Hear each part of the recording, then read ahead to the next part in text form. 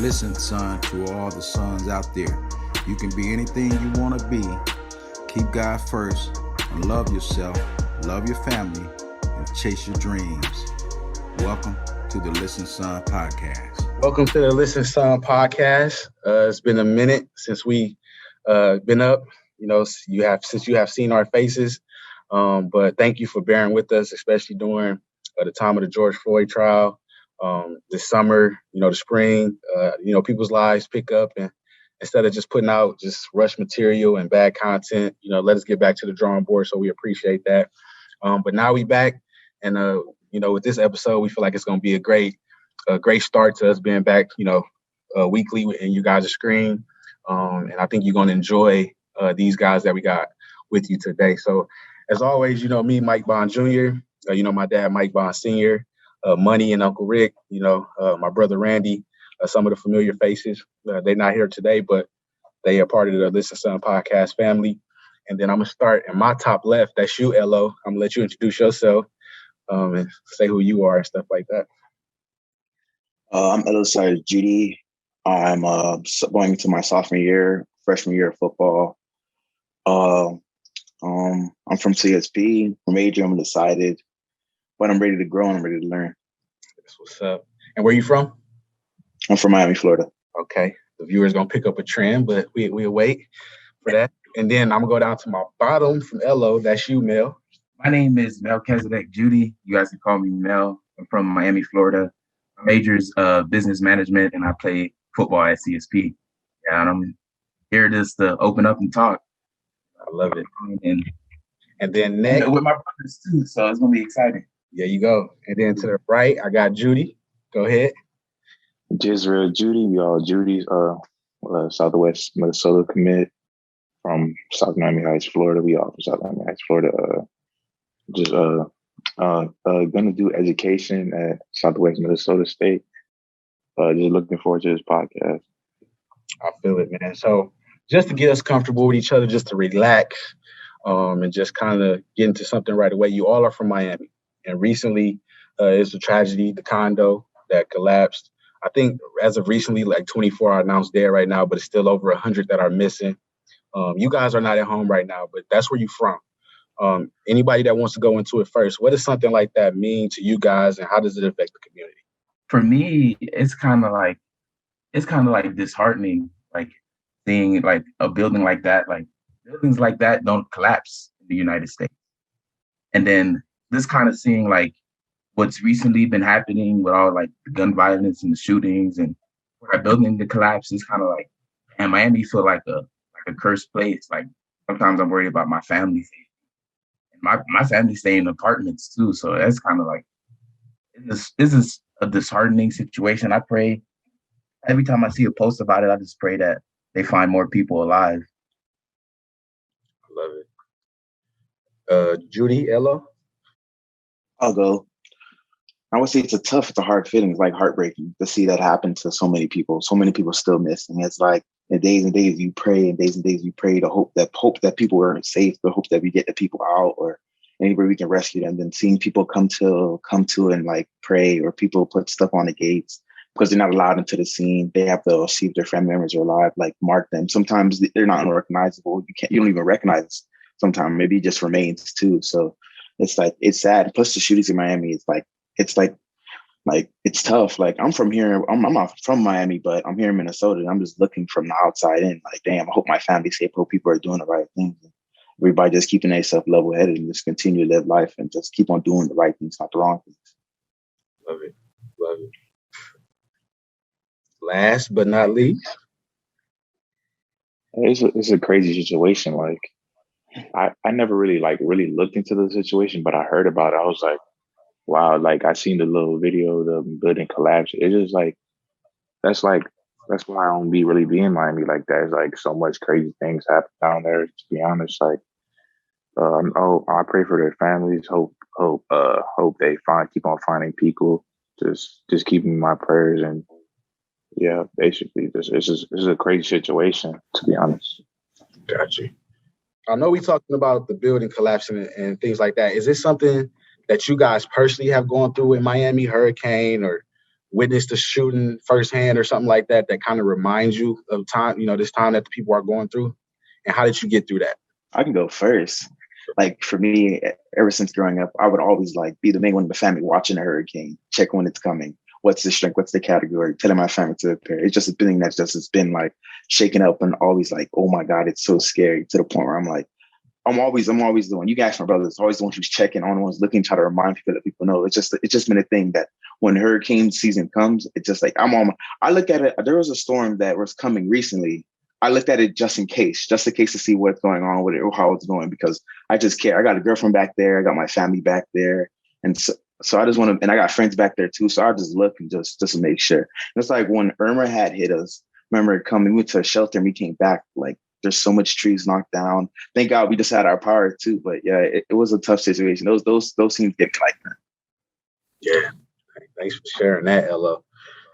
In the Midwest, we don't think about that. You know what I'm saying? So I'm pretty sure, that's tough stuff. Mel, I see you were about to jump in, man. Go ahead. Yeah, I was just thinking about it. Like I wasn't home when Irma hit. I was up in school, but for sure I was like worried about my family because the house we grew up in, that it's one ad storm from collapsing. You know what I mean? So I was thankful. And then I remember calling you guys like so many times, like probably like 10 times that day, and no one answered. They was like, oh yeah, with the storm and everything, we didn't have connections. So I was thankful that my family was okay. But I remember me and Jisra, we were at a football game. It was my senior year, and then like shots. We're in the middle of a football game. We're blowing the team out 31-zip, and shots ran off in the parking lot. Like it was like probably like 4 or 5 shots, and then every player on the field jumped down on the floor. And I remember everybody in the stands jumped out, and then you just hear someone just skirt off. You hear pop, pop, pop, and you just hear everybody jump down. And then everybody's like looking to make sure their family's straight in the stands. And then you just hear a car drive off, skirt, and then we just took off and ran into the field. Players are jumping gates and stuff like that. So probably like, and then just hearing about like the gun violence and how close it is to home, or if it's like, just recently this girl died, and I wasn't. She used to go to my high school. She was like a cheerleader. So gun violence, I just be praying for my family. I know my family, we're good people and we're protected by God, and we're not in the mix, we're not in the streets, but I'm just thankful that my family's okay, to be honest. Yeah. I'm glad you touched on that too, because some people don't really think like, oh, they really stuff shooting right when you playing the game and you gotta get down and stuff like that. Like yeah, like nowadays they shooting at innocent people. It don't matter who it is nowadays. It's like it's just crazy, to be honest. Like that's why I feel like it's best to just stay out the way, stay home. They don't care if it's a party or not. They're shooting at parties, crowds. This is a crazy situation about with the gun violence. It's not getting no better at all. So we're not going to keep the cloud over where you are from, because I know it's a beautiful place too and a lot of beautiful memories. Yeah, that's true. What is it like when you guys all get home together? After this, we're going to connect the dots with viewers. We're going to connect the viewers to get them to understand why I asked this. But what is it like when you guys are all home? It's a party. It's a party. It's one of the best feelings ever being home. It's like, it's so exciting. Like when I get home, it's like, bro, finally. I remember we used to be all in the house together, bro. That used to be the best memories, best moments ever. How we used to fight each other when we were younger, do the dumbest things ever. But when we get home, we're all adults now. We get home, it's like I can't compare it to heaven, but it's the best thing ever. I promise.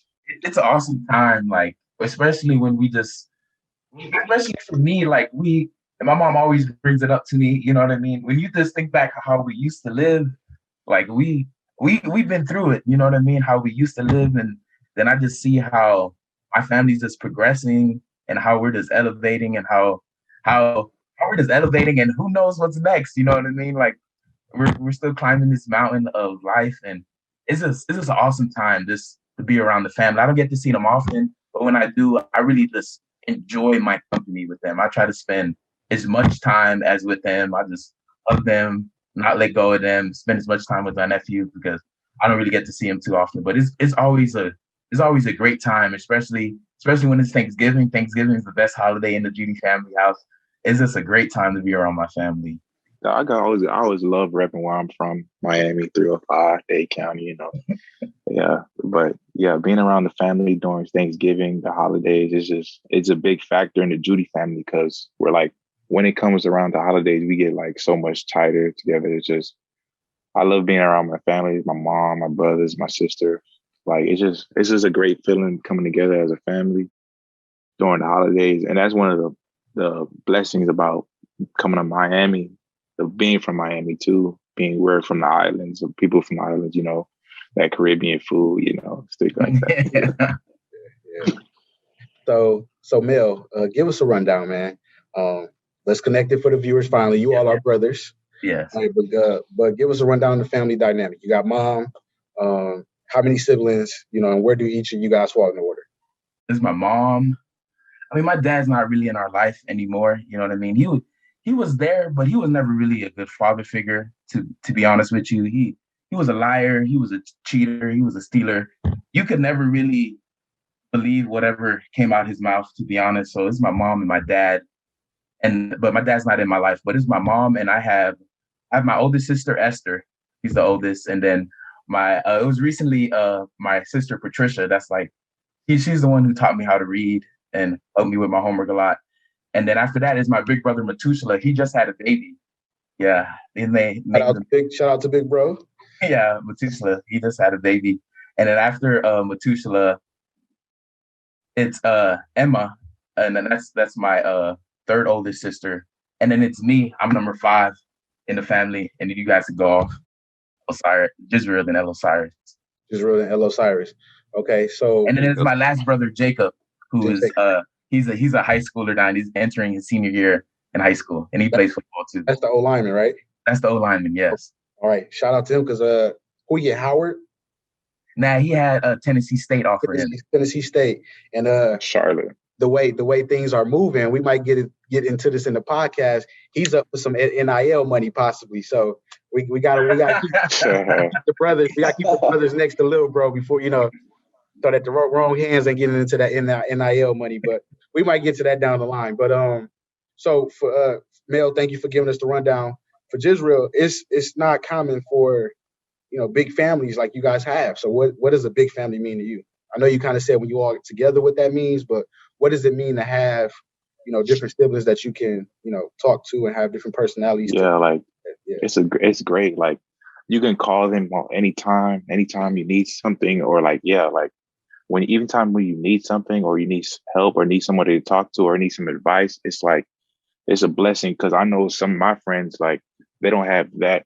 They don't have siblings or don't have somebody to really talk to times of need or times for advice. Like it's a blessing, and sometimes you can take it for granted, but it's a big part. It's really a big part to me being around my family, or just having that time to be able to talk to them. It's just a blessing that some people take for granted.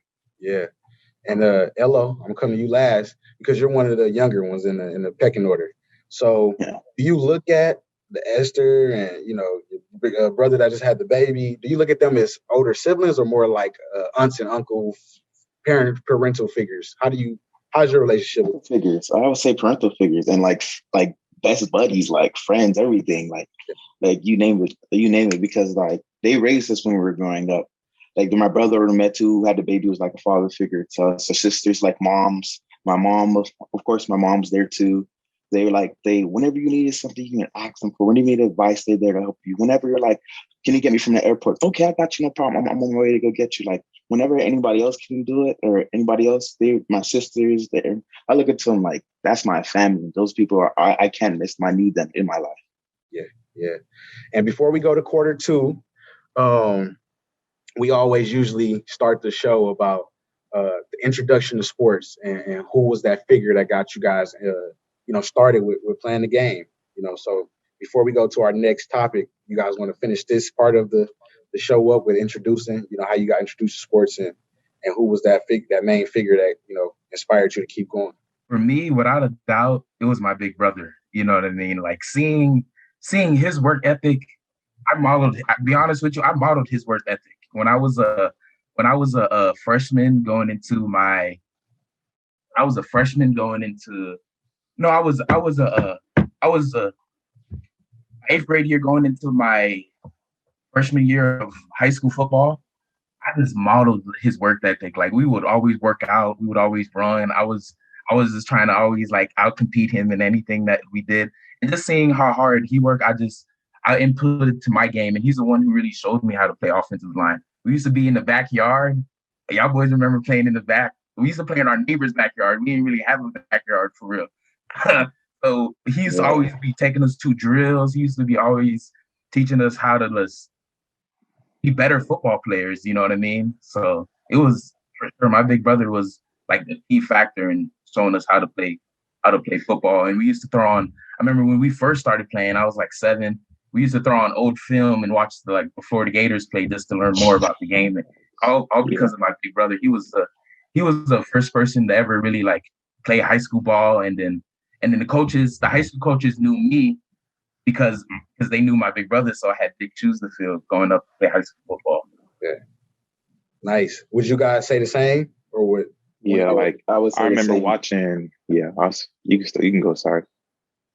Oh, I would say the shoes got bigger as you went up because Mel came, then Joshua came, then I came. So like it got bigger, especially my brother Matthew. When in the summer before college, I went up there and he was like, come up so I can work you out, make sure you get straight for college. We work out every day. He'll put me to my limit and everything. So I was really thankful for that. But yeah, since him playing football, then after that, Mel football and Jill playing football, it was like that's my destiny. That's where I gotta go. That's gonna be me. Got you. So basically, like, yeah, I remember watching it. I became a big Florida Gators fan. I remember watching the old Gators on TV. I'm like, dang, I want to play football so bad. So then our older brother, I remember us playing for like the park and stuff like that. That really played a big factor. Like growing up, that's like playing at the park. That was like one of the best feelings. You know, it ain't at that moment you ain't really know too much, but like the coaches all liked you because you know you had that work ethic. You just had that work ethic. We was all hard working young man, and we just loved the game of football. So yeah, but our older brother, he led us the way. He always coached us up, things like that. Like yeah, that's why we call him a father figure. Like when it's Father's Day, we tell him Happy Father's Day. You know, because we're so grateful because we're still playing ball at the next level, and you know anything's possible. You know, with God and prayer and stuff like that. I love it, man. So shout out to brother planting those roses, man, planting those seeds, and you're looking at it. You're looking at the fruits of the labor right now on the screen, man. So I love it. All right. Going to the next topic, all right, of the show. You guys we're kind of talking about faith. I think Mel started off. You just elaborated on it, Jisrael. And is it Caribbean? Are you guys what are you guys? We're Haitian, but Haitian. Like you're Haitian, yeah. So I want one of you to go into the faith component. Why is faith so important to the Judy brothers? And then also the Haitian, culture. How has that impacted you guys' lifestyle? So anywhere you guys want to, whatever part of that question you guys want to jump in, man, go ahead. We got the Olympics coming up, so we got to talk about our flags and everything. It's true. Yeah. For sure, like being Haitian.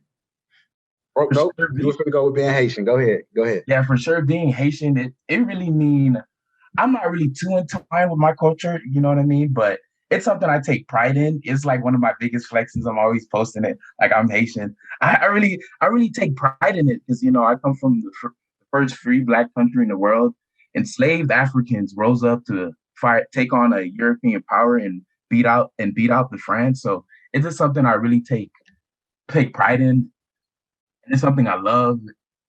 It's just part of just who I am for real. You know what I mean? I've never been to Haiti.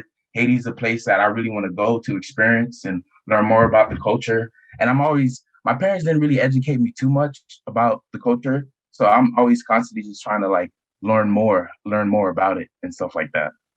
Okay, good. Thank you, Mel. What was the other part of the question? The faith aspect. What is the faith aspect, Judy? The faith aspect of the Judy. Going into it a little bit. Yeah, I can go into it a little bit too. Like our mom always been a big Christ believer.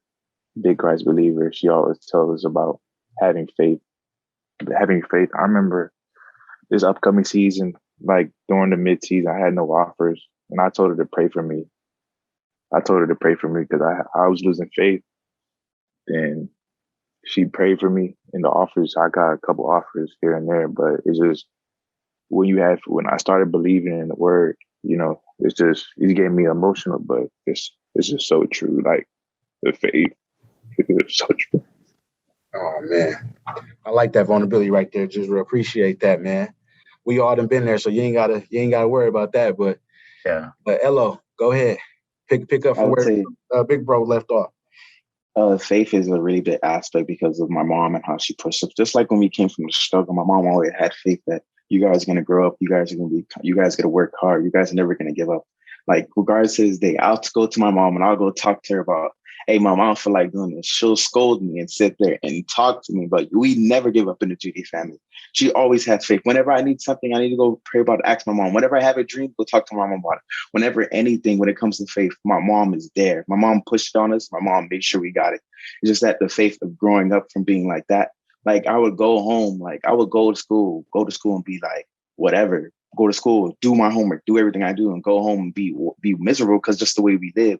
And my mom would just be feeling like, come on, let's pick your hair. Come on, let's keep going, man. Come on, keep going. My mom has always been there. Like that lady right there, she's gold. She's the best.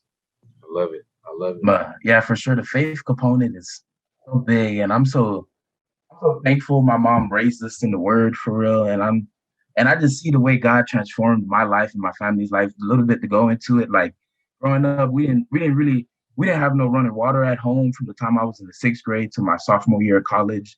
And then we had, broken windows, we got holes in the roof. So every time it rained, it would get flooded. The house was roach, rat infested, you know what I mean? People were sleeping on the floor, you know what I mean? And then my mom always had faith. She used to wrap things up and be like, I'm saving this for my new house. And part of, me, I'm like, hey, we can stay here forever, you know what I mean? And I remember telling my mom, like, Mom, if we still die, I remember visiting college, like, Mom, we still live like this, I ain't coming back home. But just seeing how God just transformed my family's life. It was a time where we were like a week from getting evicted out, and then God came through and gave my mom a place. And I'm so thankful just to keep the faith. That God has, even sometimes when I'm timid, like, God, am I gonna get through this? And I think back, like, haven't I got you through something else before? I've been through it all. I feel like I've been through it all. I feel you, man. For sure. Yeah, I feel it. Faith is big in the family because we know where we were at and where we're at now. Thank you, God, and God's gonna keep elevating the family without a doubt. I love that. So to keep that momentum going and keep transitioning, is it a life lesson that each one of you have taken with you that you live by, or some type of motto that when times are tough, or well, not even when times are tough, but when you're looking for that next thing that you hold near and dear to your heart? I would say that after growing up like that, I can't be any lower. I've been through the lowest already. There's only way up from here. I love that one. That's how I feel about it.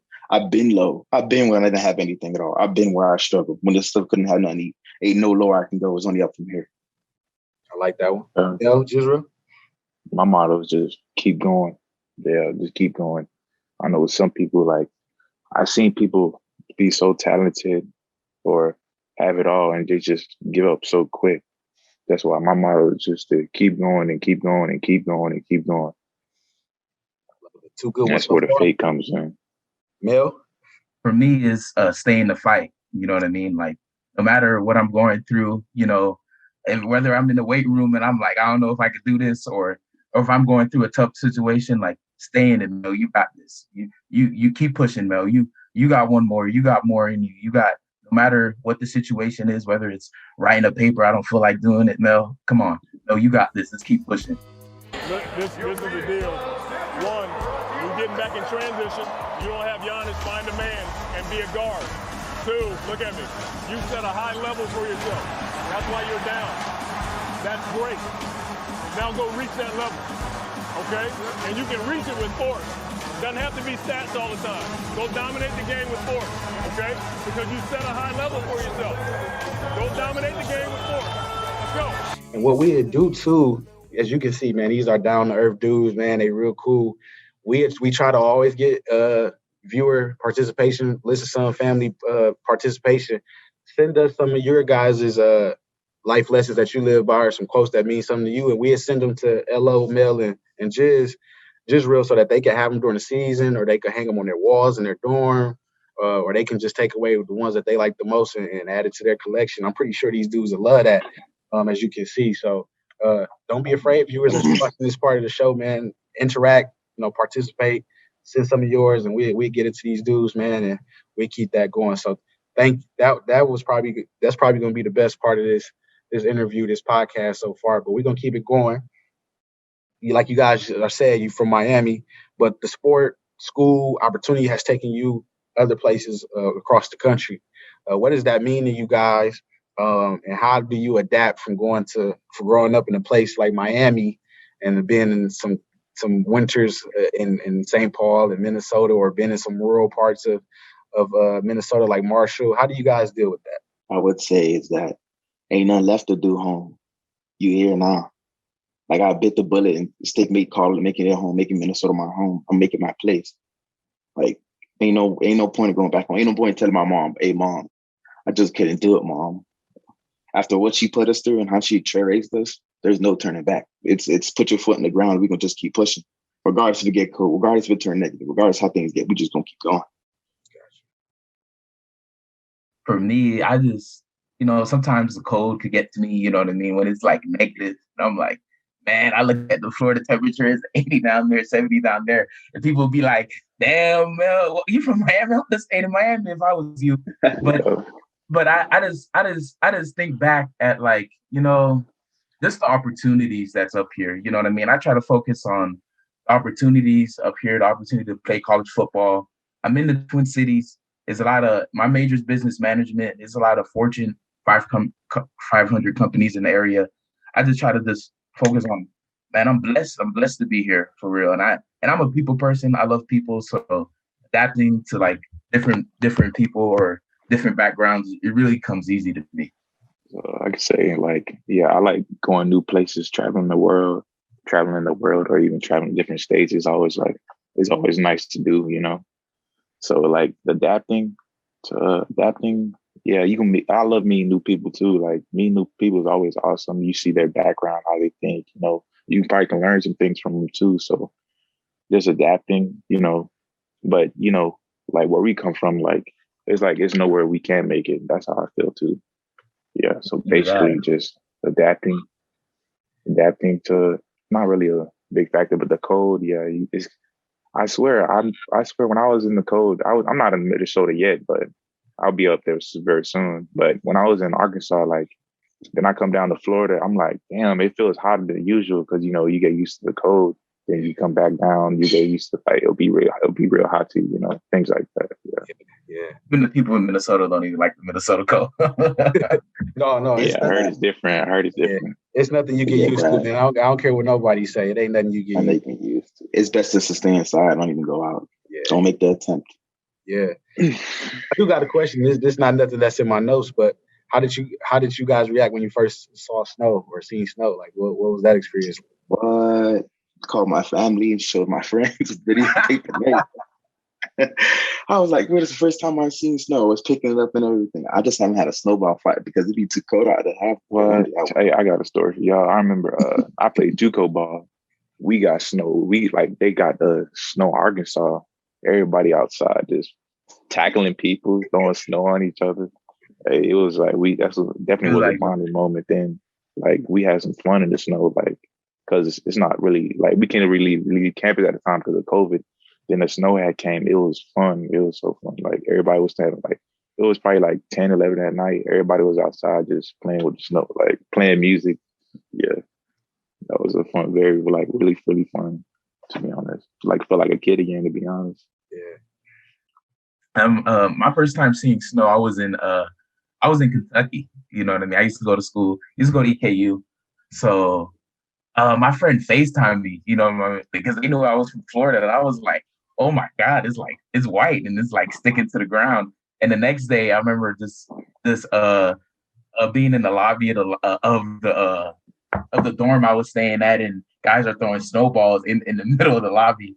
it was just a cool experience, and just seeing how, man, this is different. Like, I'm really like, sometimes I take a step back and like, I'm really out of state for real. Like, this is nothing like home. Yeah. So for you guys, first time out of state, was that also like your first flights?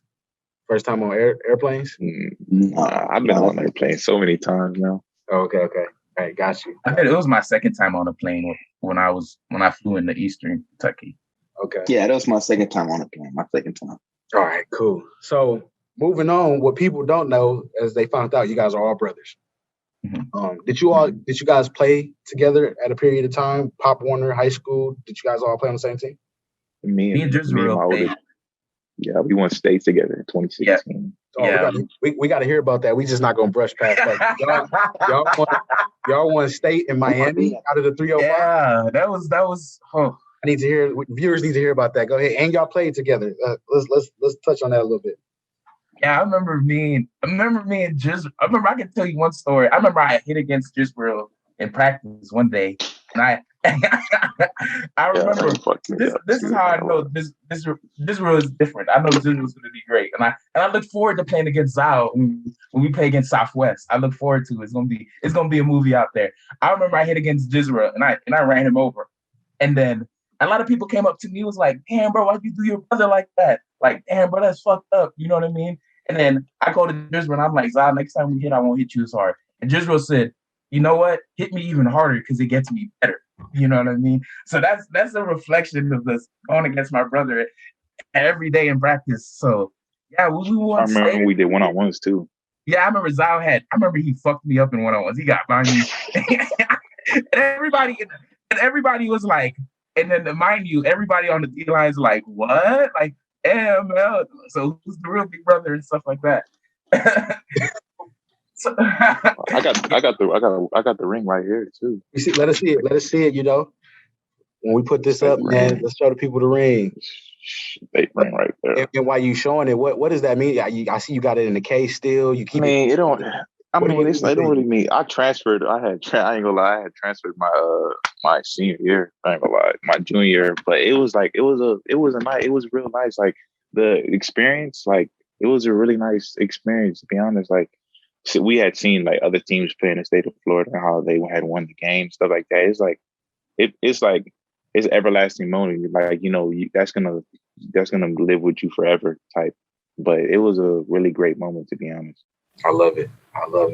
And then so you guys played together. You was always by yourself, Elo? Yeah, me and my about to play this season right here. Okay. Yeah.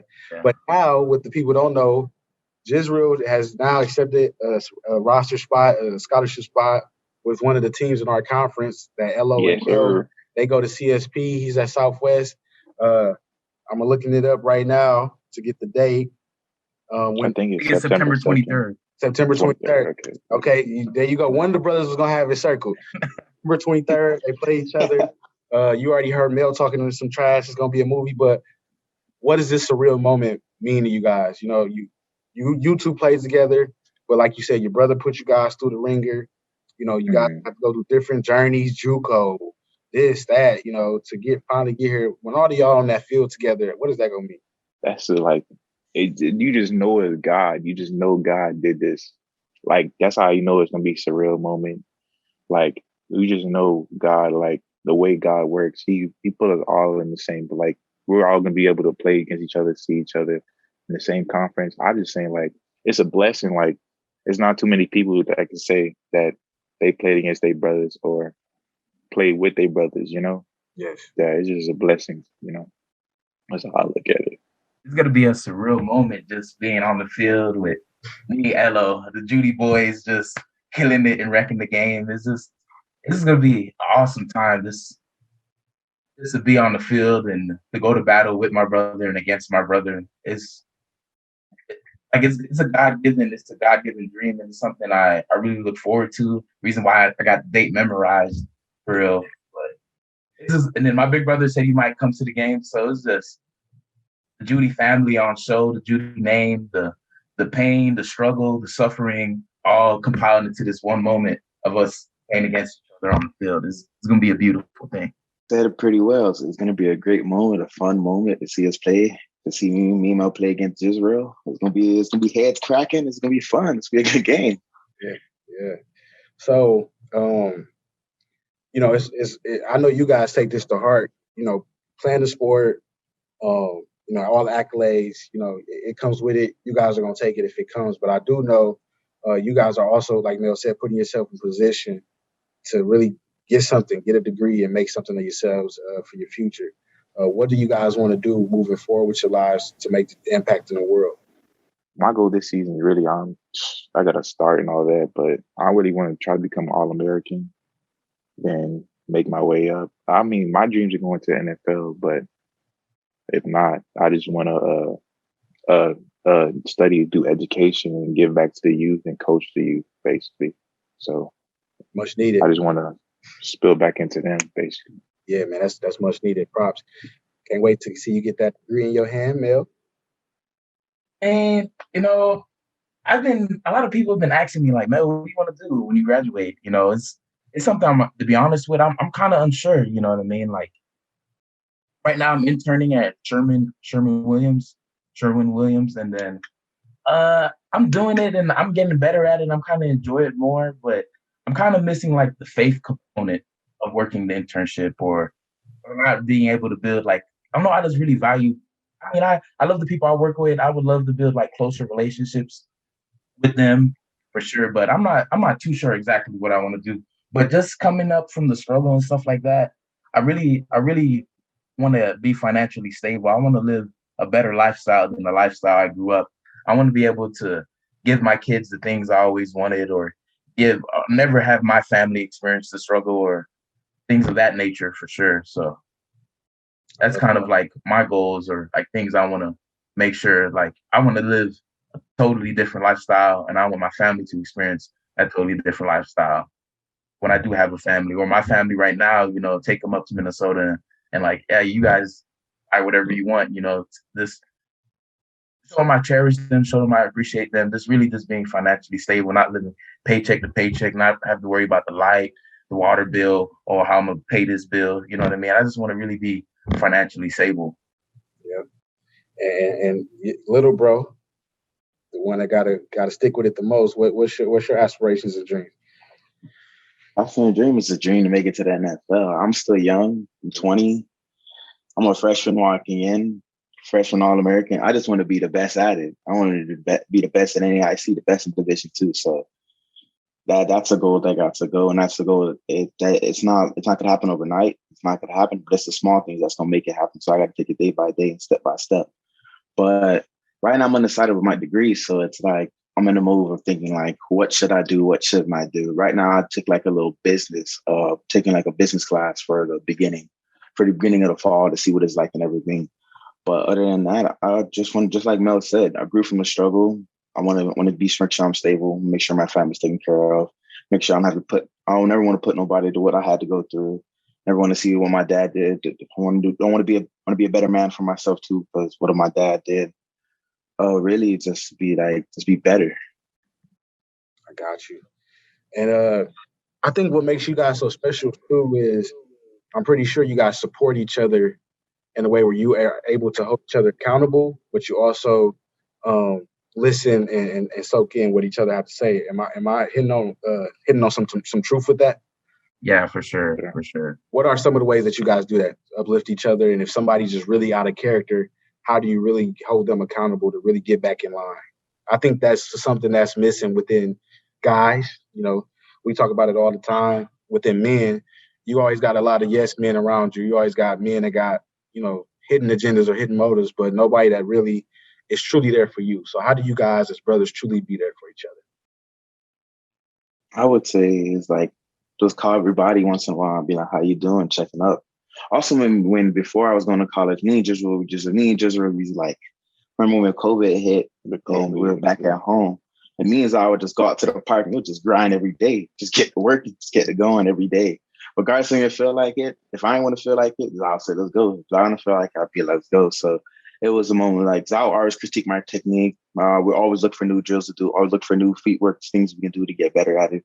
But that right there, like, was really important. I would say. And plus now working out with Mel, me and Mel get a grind in, me and Mel talk, me and Mel chill, me and Mel go out.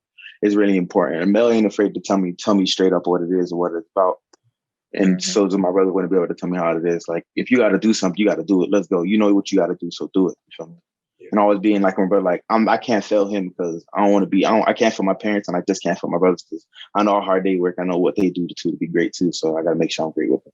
We didn't really have to like check each other. Like, to be honest, not like that. The only one we really have to check on. We didn't. And he's getting in line too. He was my real little brother because he was getting a little bit off track. But other than that, like, we don't really have to like check each other because we know what we have to do.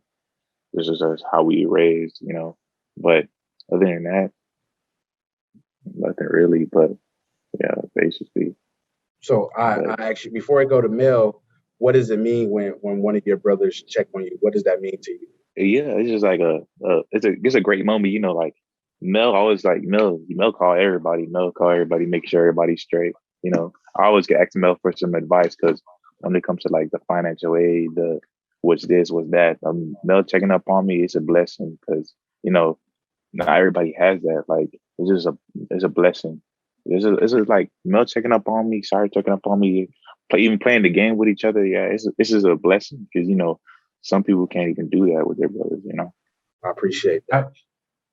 For me, I know it's coming from a good spot. You know what I mean? I know it's coming from a place like they really know me. You know what I mean? They grew up with me.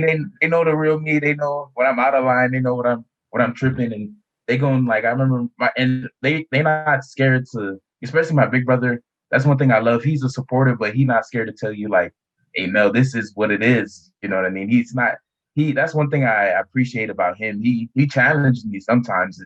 I like jumping to school or whether I'm having issues with a girl. He was like, nah, not all of that's on her. Like, you know what I mean? Like, just I know it's coming from a good spot, and I know they're gonna be honest and they're gonna be truthful and they're gonna keep it real with me, especially. And then I critique my brothers too because I want them to be better than me. I want them to succeed. Some people like, oh, your brother's better than you. Like, oh, you cool with that? I'm like, that don't bother me because he look good, I look good. You know what I mean? They putting Judy, they broadcasting the Judy name like Cyrus make a tackle. Damn, your brother Raw. I'm like, hell yeah, my brother Raw. You know what I mean? Yeah. So especially when we work out, I'm holding. When we work out, I hold them accountable. I hold them to a high standard, and I don't let it bend or break.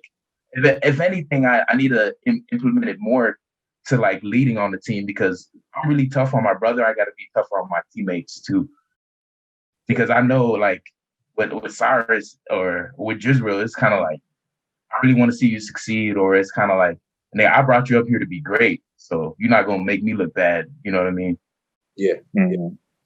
All right, hey, if they weren't listening, man, I think we talked enough and we kept it authentic enough where if we got young dudes listening, hopefully they took something from it to really help them on their path. And then if it's some dudes around your age or even some older men that might be tuning in, that they can look at it and look at you guys and be like, hey, man, the world is going to be a better place because of these three dudes right here. So we're going to wrap it up. And how we do that is we give a listen son moment. And basically, listen son is the advice that you'll either give to somebody younger than you or the younger version of yourself, whatever you want to say or put on your heart. That's how you wrap it up. I could take one of you, I could get it from all three of you, however y'all want to do it. But to give y'all some time to do that, I still want to thank More Kisses for their work that they do with the grooming, the beard, and I think they came out with something else, some fragrance for the beards and stuff like that. I got check. But if you guys want a beard kit or something like that, More Kisses is one of the partnerships and sponsors of the Listen Son podcast. And then forever, the Petty Brothers, kind of like you guys. It's kind of funny, the Judy brothers, the Petty Brothers